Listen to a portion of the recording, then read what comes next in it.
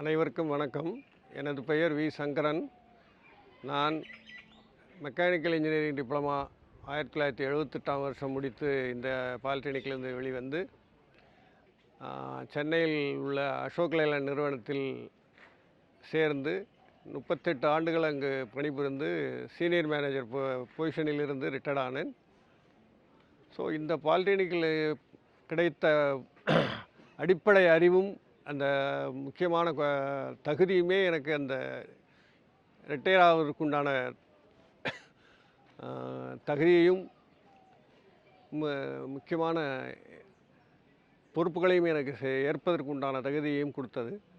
So இங்கே இந்த பாலிடெக்னிக்கை பொறுத்த மட்டும் இங்கே உள்ள ஆசிரியர்களும் சரி, இங்கே உள்ள வசதிகளும் சரி, எல்லாமே நம்முடைய வளர்ச்சிக்கு உதவக்கூடிய விதத்தில் இருக்கும்.